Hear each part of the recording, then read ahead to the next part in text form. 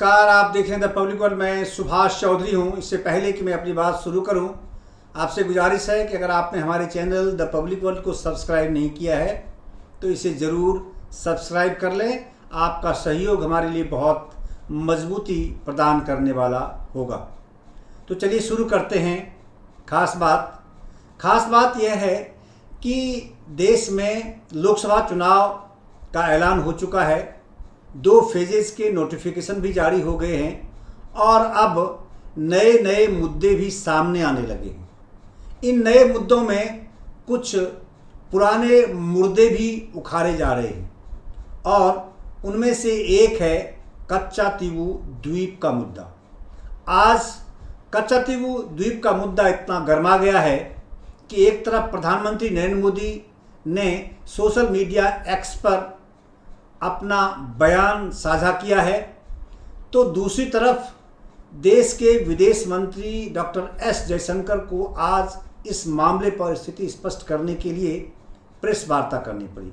हालांकि उन्होंने यह प्रेस वार्ता विदेश मंत्री के तौर पर पीआईबी में या जहां केंद्र सरकार द्वारा अक्सर पत्रकार वार्ता का आयोजन किया जाता है, लगभग प्रतिदिन विदेश मंत्रालय के द्वारा भी, कभी कभी उनके प्रवक्ता के द्वारा भी, या फिर कैबिनेट की बैठक के बाद केंद्रीय मंत्री द्वारा, वहाँ नहीं किया गया। बल्कि आज डॉक्टर एस जयशंकर विदेश मंत्री भारतीय जनता पार्टी के मुख्यालय में आकर पत्रकार वार्ता की। उन्होंने विदेश मंत्री एस जयशंकर ने आज कांग्रेस और द्रमुक पर निशाना साधा।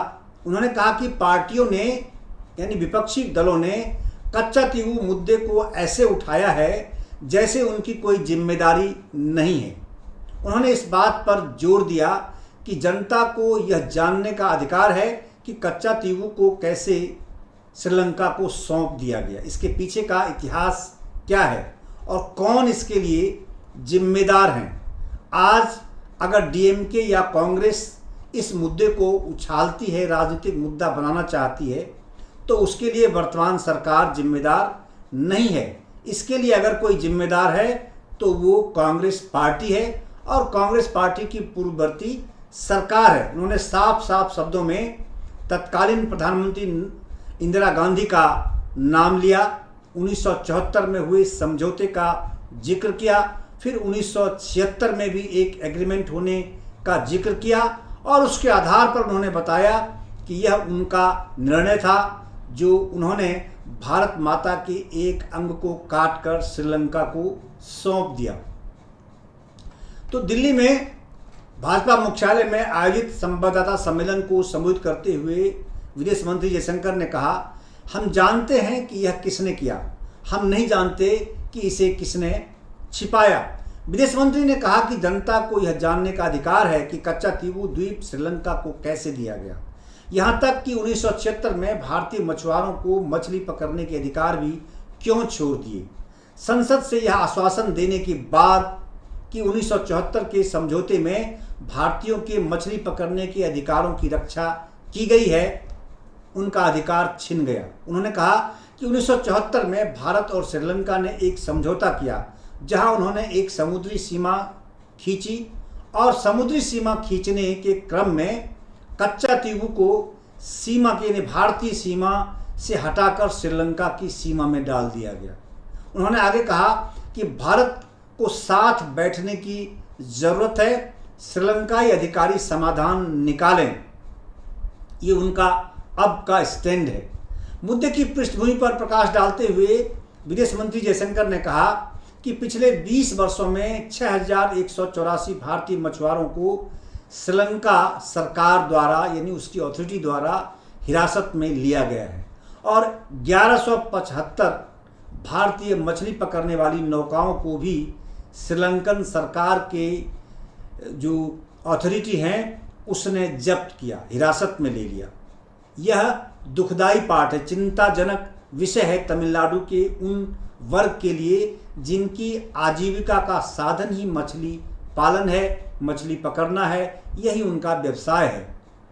उन्हें इस अधिकार से कैसे वंचित किया गया, इस बारे में उन्हें जानने का पूरा अधिकार है। उन्होंने कहा कि इस मुद्दे की पृष्ठभूमि है, यानी इसका एक इतिहास है जिस पर हम चर्चा कर रहे हैं।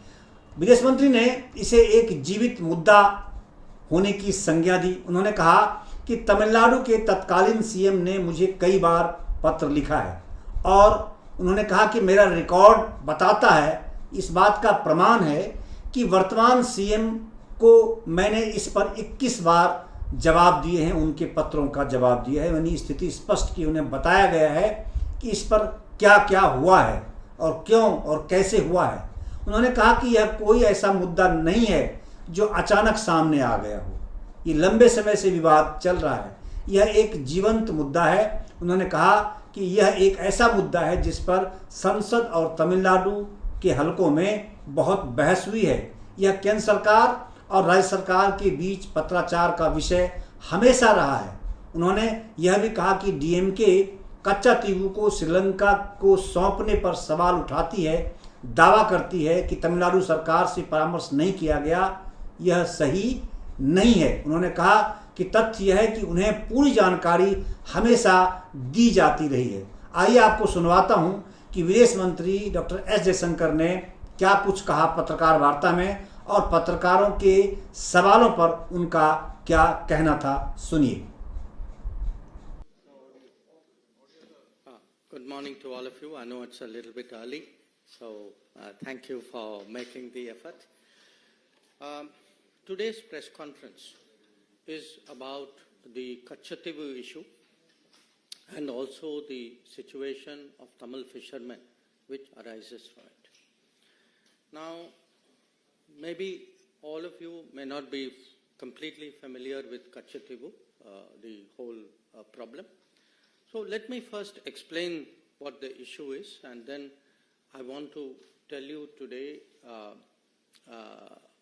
what has really transpired, which has created the issue, and why that issue is today relevant to all of us. Why are we debating it today? In 1974, India and Sri Lanka, in June 1974, concluded an agreement where they drew their maritime boundary. And in drawing the maritime boundary, Kachativu was put on the Sri Lankan side of the boundary.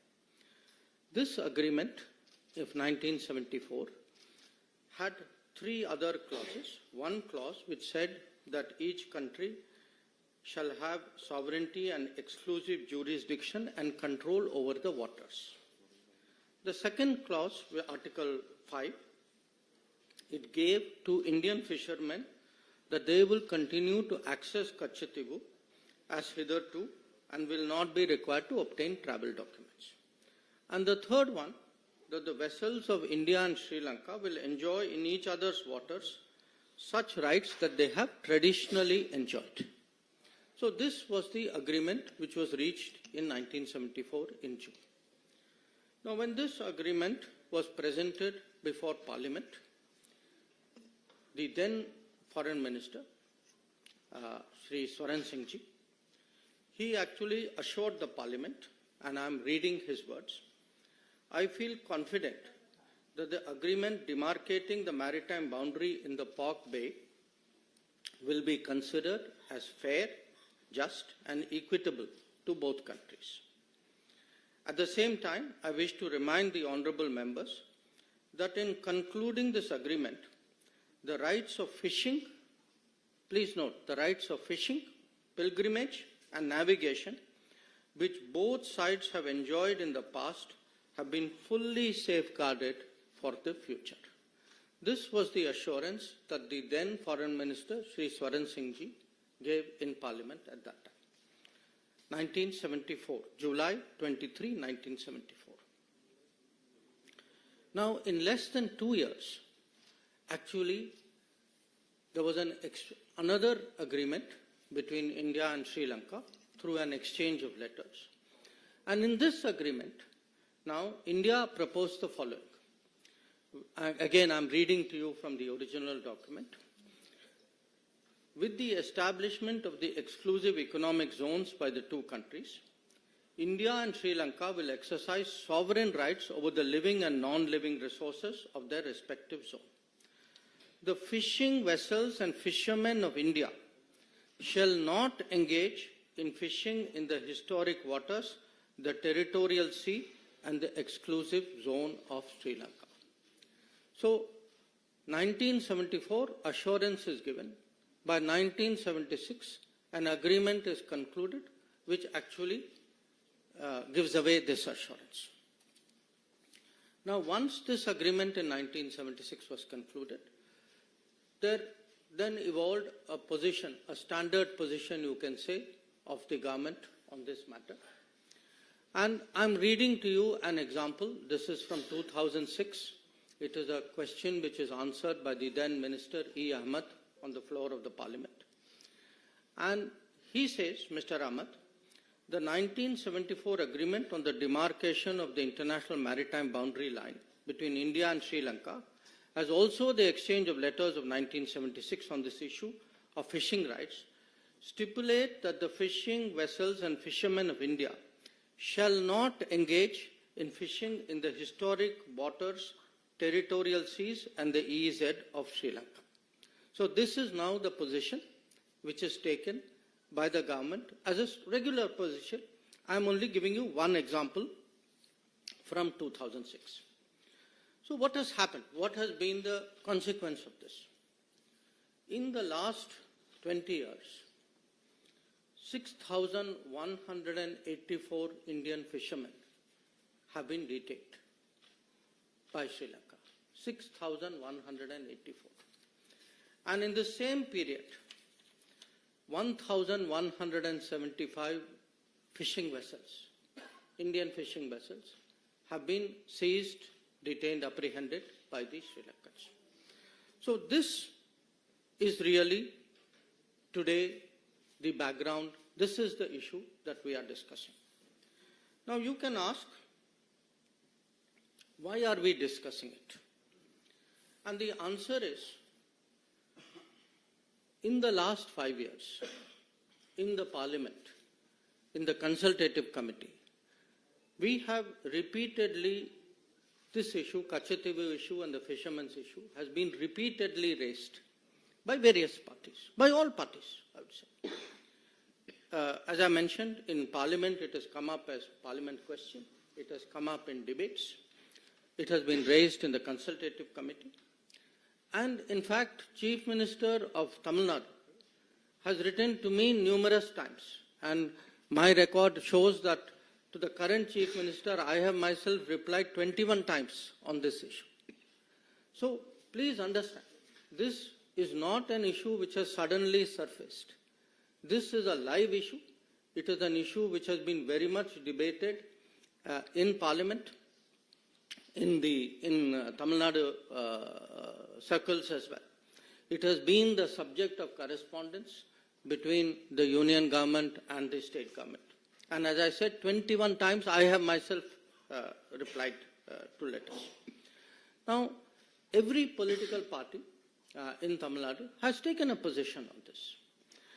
And here, one of the reasons why we are debating it is, in looking at these two issues, the Kachativu issue and the fishermen issue, two parties, the Congress and the DMK, have approached this matter as though they have no responsibility for it, as though the situation is for central government, today's central government, for them to resolve. There is no history to this. This has just happened. They are the people who are taking up the cause. That is the way they would like to project it. So the purpose of the press conference today, why I am talking to all of you, is we believe that the public has a right to know. The public has a right to know how did this situation come about. How was Kachativu, how was the 1974 agreement reached? How was Kachativu given away? How was the fishing issue handled? Because please understand, the fishing issue actually emanated from a 1976 agreement. So there are two agreements we are talking about. So because these have been live issues, because they have been discussed earlier also in Parliament, two documents were sought from us as an RTI request. And these were provided. One was a document about Ministry of External Affairs, summary background note for the meeting of the Informal Consultative Committee in 1968 on this issue. And the second was a record of discussion of a meeting between the then Foreign Secretary and the then Chief Minister of Tamil Nadu, Honorable Kalaignar Karunanidhi, in June 1974. Now, the point today is we know there are two agreements. We know there's a 1974 agreement. We know there is a 1976 agreement. We know who did this. How has the situation arisen? What we do not know is who hid this, who has been party to it, what has been concealed from the public, and we believe it is the right of the public today to know how did this situation come about.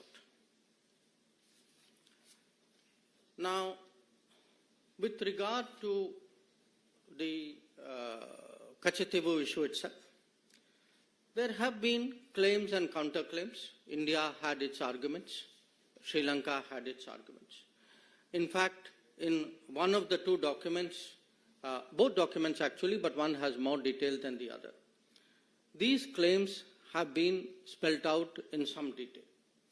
India's claim is mainly that the Kachatibu Island belonged to the Raja of Ramnath and that he had it from the time that East India Company assigned it to him.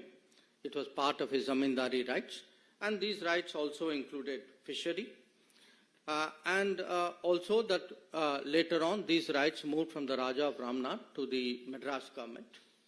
The second argument was that during after independence, for many years, Indian customs regularly went to Kachatibu, and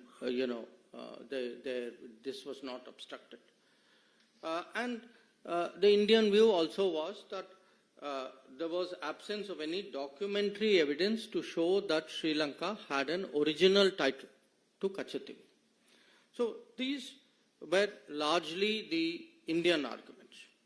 The Sri Lankan argument, which also this document, which has been obtained under RTI, has released, was that according to them, they have records which go back to the 17th century, and that they also feel there were some conferences where which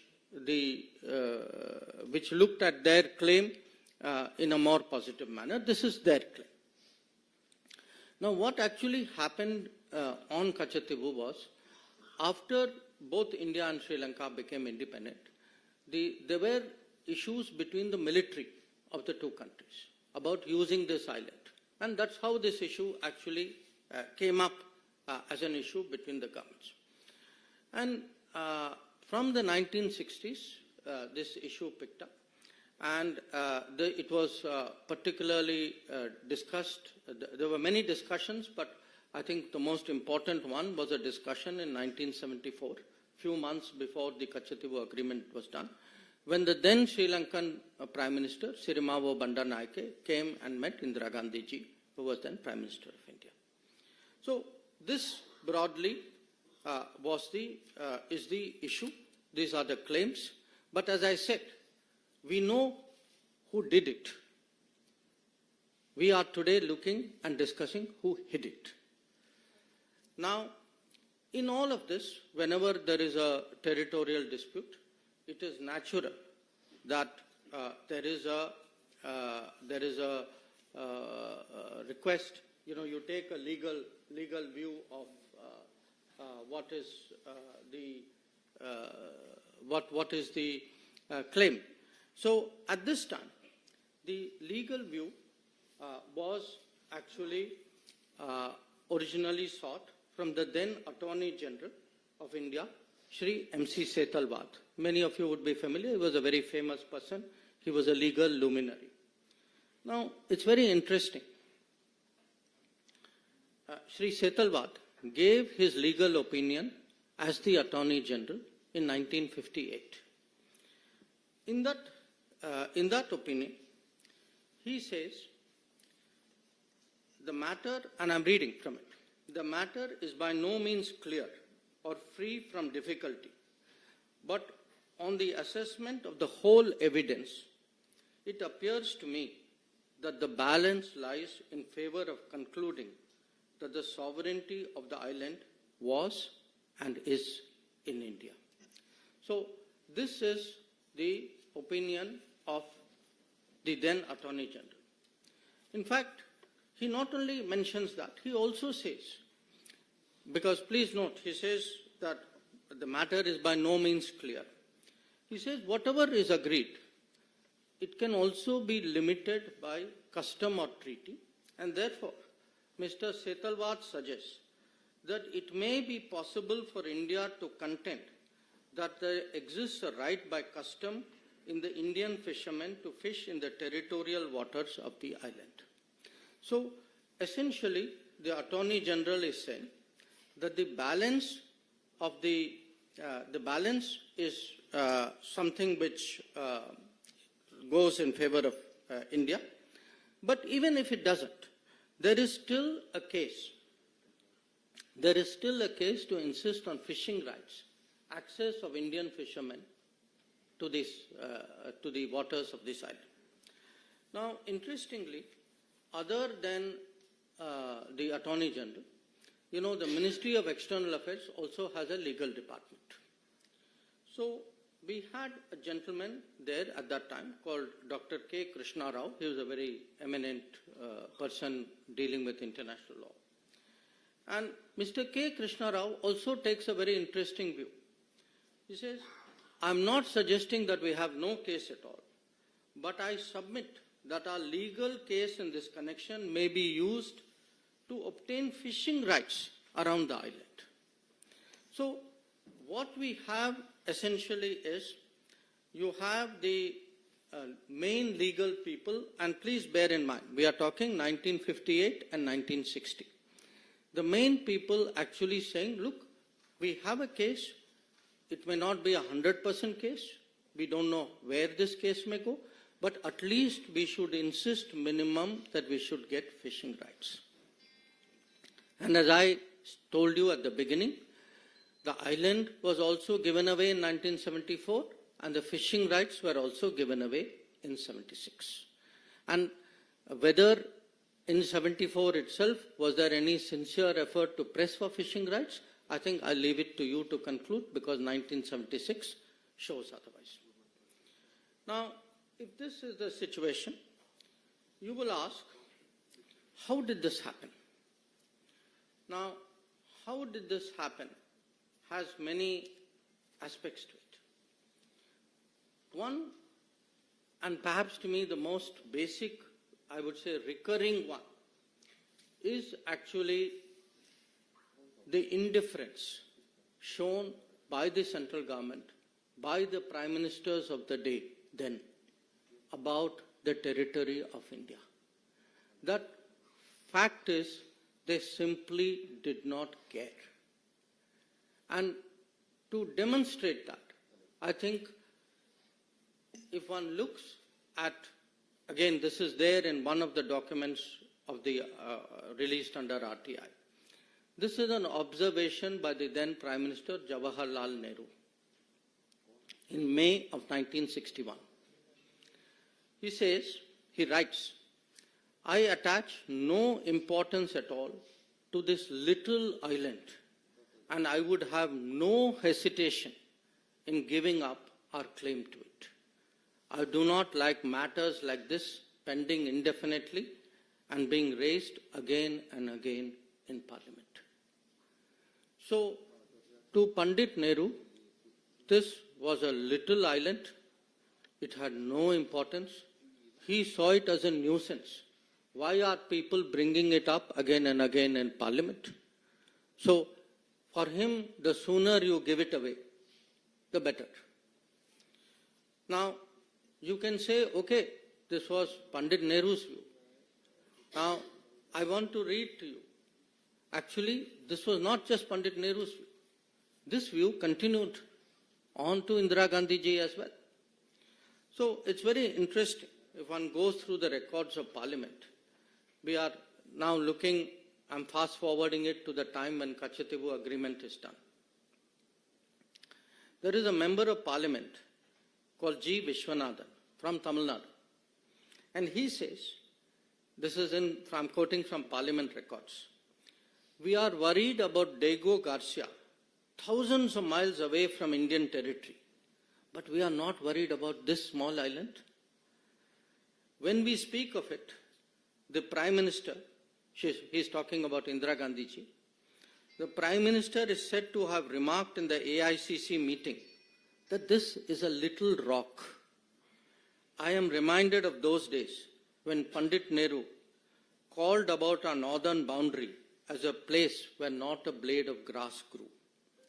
I would like to remind the Prime Minister that after this historic statement by Prime Minister Nehru, Pandit Nehru never regained the confidence of the country.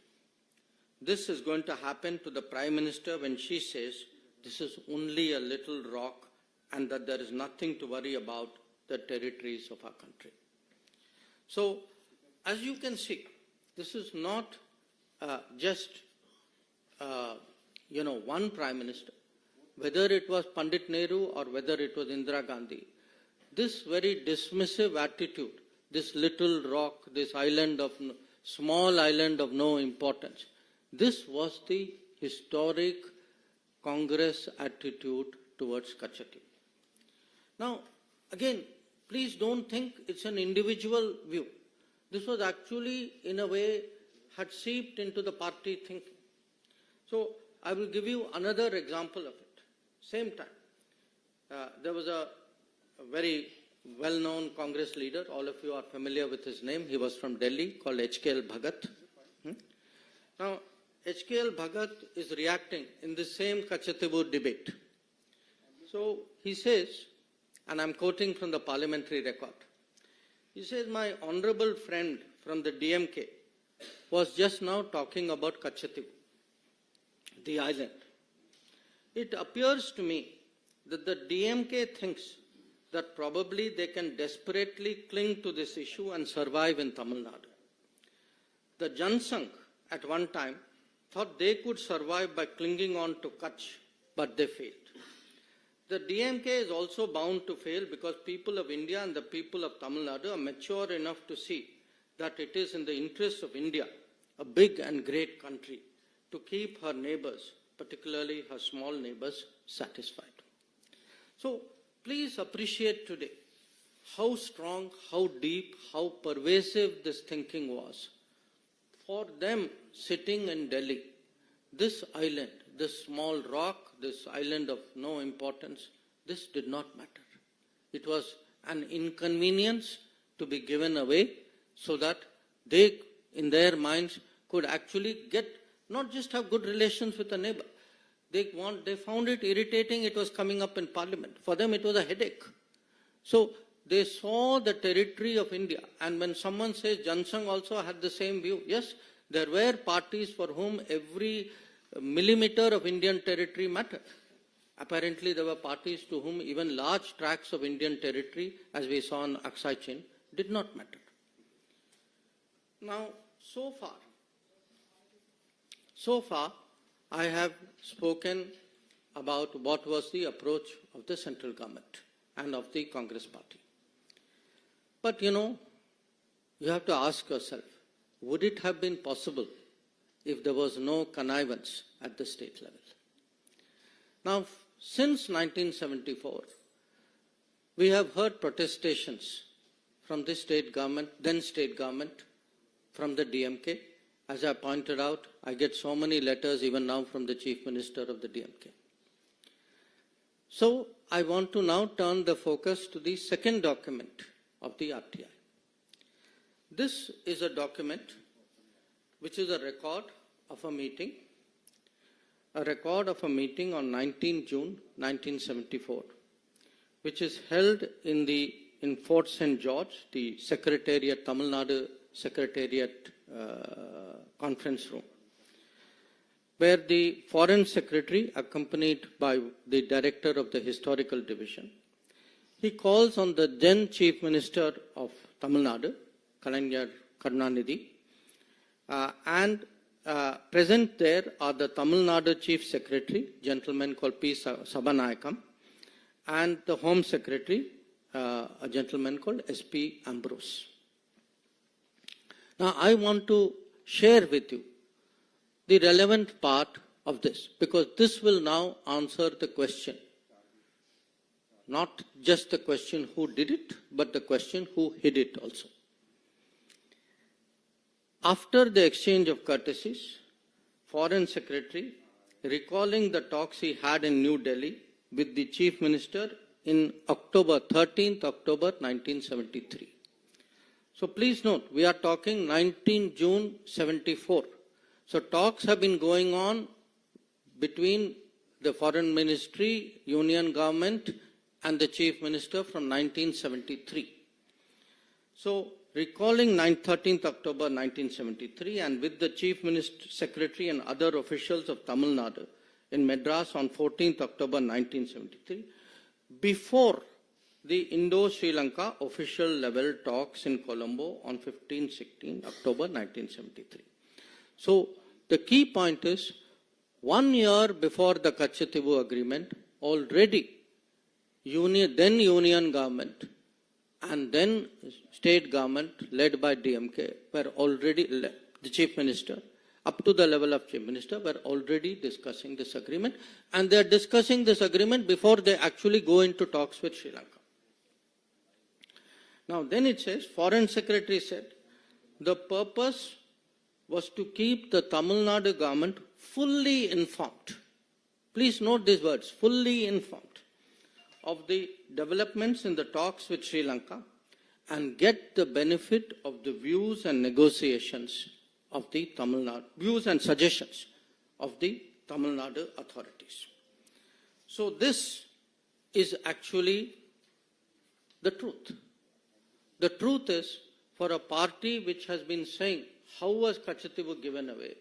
How was state government not consulted? How could the union government have done this? The fact is that actually there were consultations going on. They were kept fully informed. And please, when you hear the rest of it, you will see that it is much more than this.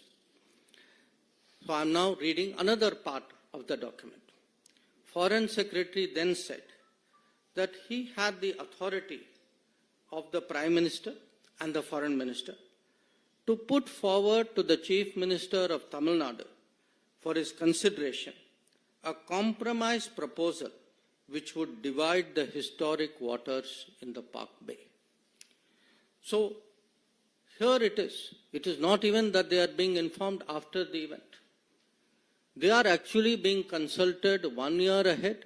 The key proposal is now actually being put forward to the Chief Minister. And the Foreign Secretary then proceeds, the next paragraph will show, he proceeds to explain this in great length. Now, at the end of the conversation, again I am quoting from the document, on the substance of the proposal, the Chief Minister indicated that he was inclined to accept the suggested solution. Then it goes on. The Chief Minister, having once again signified his general acceptance of the suggested solution, said that for obvious political reasons, he could not be expected to take a public stand in favor of it. The Chief Minister, however, assured Foreign Secretary that he will help keep the reaction at a low key and will not allow it to be played up.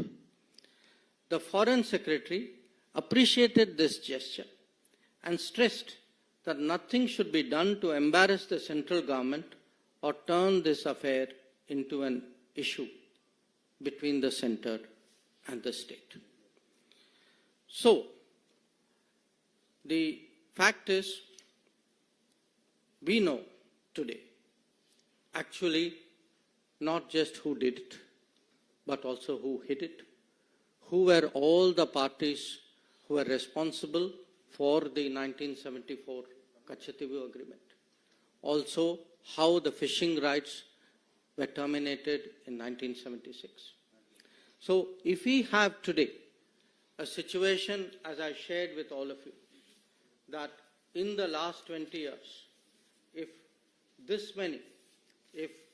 6,184 fishermen were detained, if 1,175 boats were detained, you all know who is responsible. So, for today, it is important for the public to know, it is important for the people to judge. This issue has actually been hidden too long from the gaze of the public.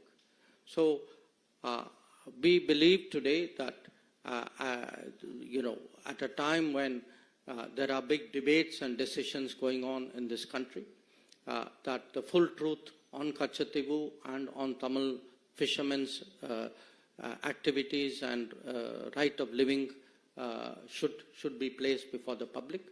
That was the purpose for this press conference. I thank you for your attention in listening to me.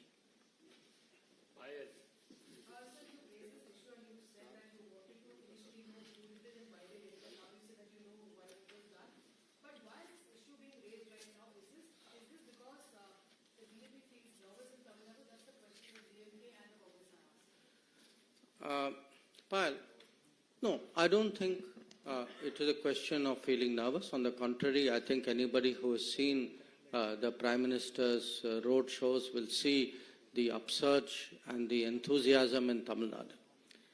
It is being raised because it has been very much a public issue. I mean, as I said, look, 5 years. I myself have written 21 times to the Chief Minister Stalin of Tamil Nadu. Every meeting, please look at the parliament records. Anything, there was a discussion even on anti-piracy legislation. The DMK members stood up immediately and said, Kachativu, Tamil Nadu fishermen, we support it. But they should take responsibility for the actions of, their leader and their party and the state government which they led. And so should the Congress. I mean, if their policies, their conscious decisions and things which they had as a deal between them, if this deal led to this situation, they should own up to it. And why am I bringing it up? I am bringing it up today because fishermen are still being detained. Boats are still being apprehended. Issue is still being raised in Parliament. But it's being raised in Parliament by two parties who actually did it and say, oh, I had nothing to do with this. So I think the truth must come out.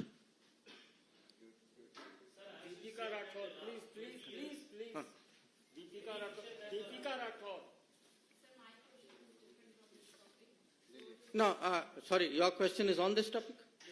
Let me take the question on the topic.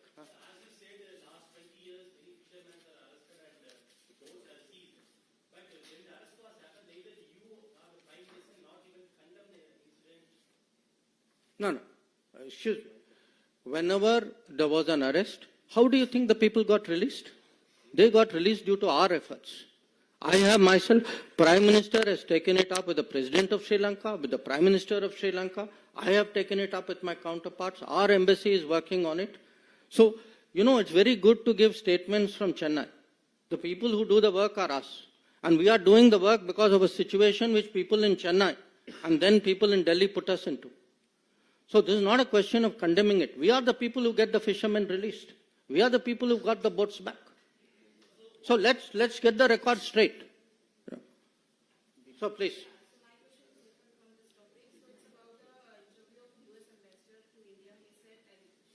No, wait. First, let's take questions on this topic.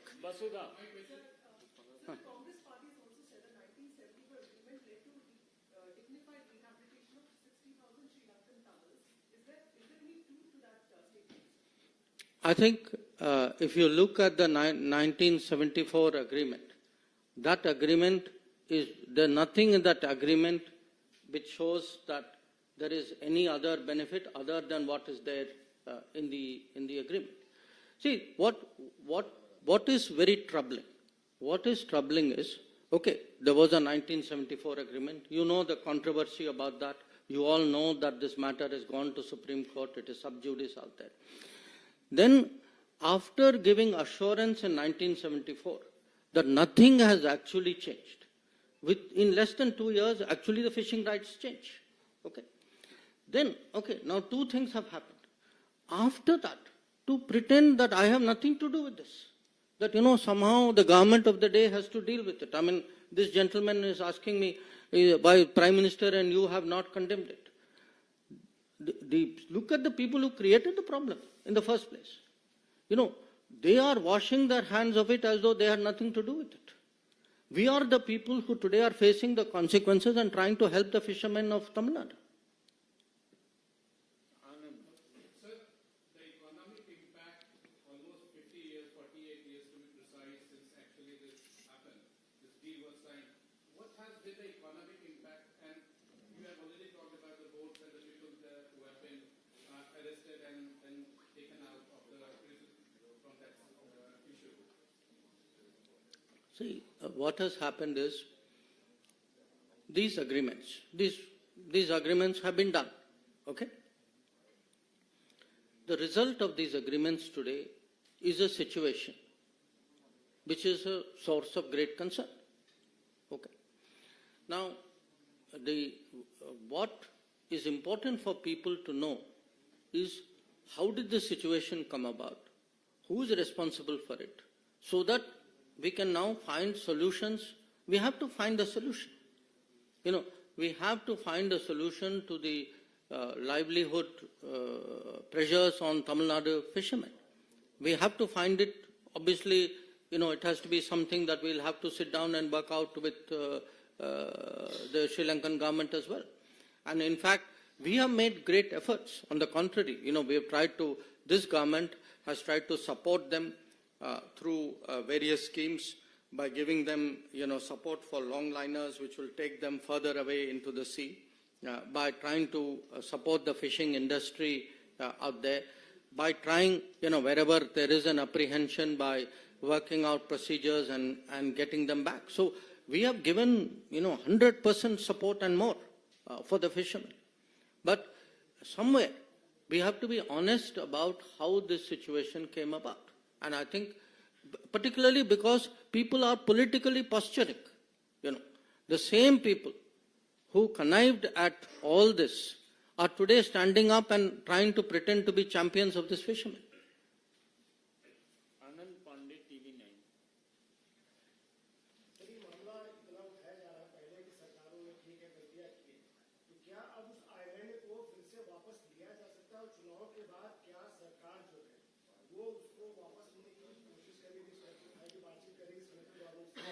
See, the issue, you again know, there are two writ petitions pending before the Honorable Supreme Court. So when a matter is sub judice, nobody speculates on this matter. Today, the issue is how did we arrive at this point? Who has the responsibility? And who is hiding what? People should know. So what will happen in the future? I think, as I said, matter is sub judice. Sir, today Prime Minister Narendra Modi has tweeted and he also attacked DMK on this issue. He has stated that DMK and Congress are on the same page when it comes to the giving away of Chadivu Island and how they only work for their family. And he has quoted reports that how then Chief Minister of Tamil Nadu, Karnataka, was taken into confidence by Indira Gandhi to give away this particular island. Mm-hmm. In fact, the Prime Minister is referring to exactly the matter which I have spoken about in great detail. The question of, the meeting which took place in June, the continuous contacts and the full information which was given to Tamil Nadu government from 1973 onwards. The fact that they were consulted before the talks, official talks took place with Sri Lanka. The fact that the Chief Minister was asked whether what was called the compromise solution was placed before him. The fact is he gave his assent to it. So all this is today a matter of public knowledge. So the reality stands, in the glare of sunlight, that the right to information has shown to the people of Tamil Nadu that actually the DMK very much connived with the Congress party in 1974 and thereafter in creating the situation which has happened. Sir, I asked to say, why the then Chief Minister Karnanidhi accepted to give the rights of Kashmir to Sri Lanka? Is there any political pressure or is there any reason? You should ask DMK that question, no? Sir, do we have any updates on the number of Indians still left in the Russia today, Warsaw? In what? Russia today, Warsaw, because yesterday also. Oh, okay. So this is not. I'll come to your question. Oh, anybody else on this question? Huh.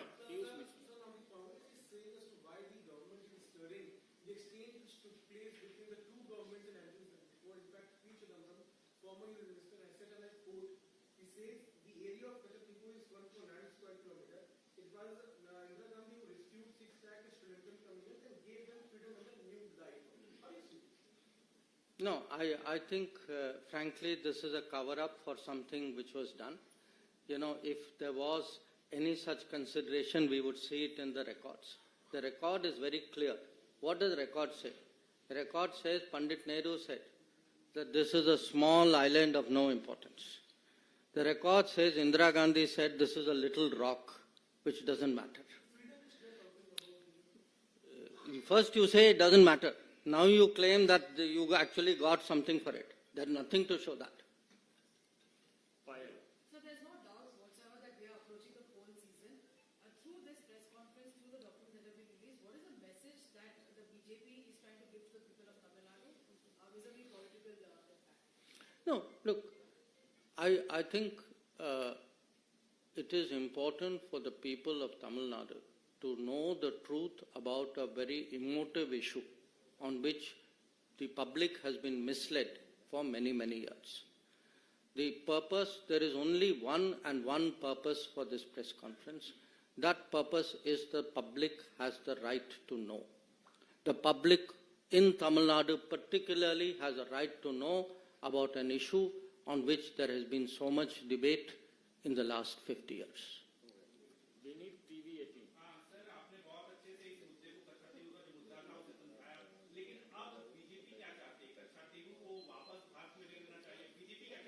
I have already answered that question.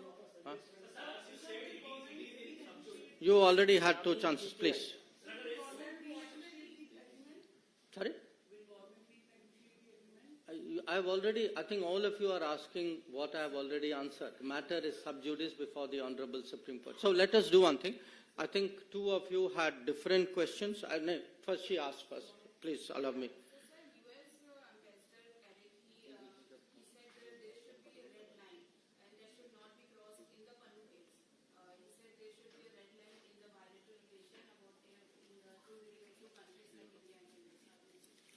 See, the U.S. ambassador, as an ambassador, obviously will say what he thinks is the thinking of his government or the position of his government. I will say what is the position of my government. And the position of my government is that in this particular case, there have been certain information which has been provided to us, which we are investigating. And it is something we are investigating because we believe our own national security interests are involved in that investigation.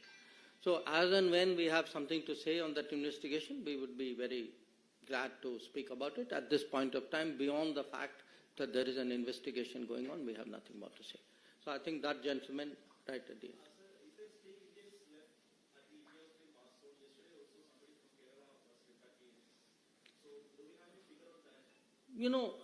I had the Ukrainian foreign minister in Delhi just 2 days, 3 days ago. And my understanding is, yes, there are some Indians, there are some people who are working there, some people who are studying there. There are different people who are doing different things. So there are some people who have chosen to go back.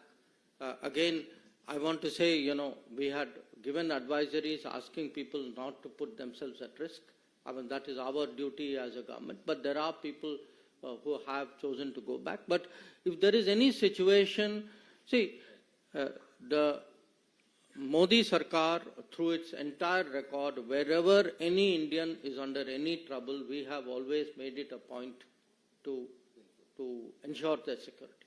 So if there is somebody in a situation, my advice would be they should reach out to the embassy, and I'm sure the embassy would respond.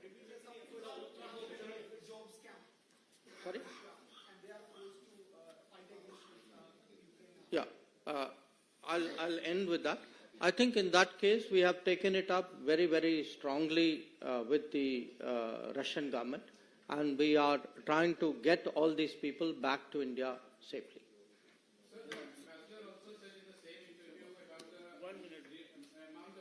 You know, the MES spokesman does his weekly press conference. Please let him earn his salary also. So I think today the purpose of my press conference was on one issue. And once again, I thank you all for making the effort to come in the morning.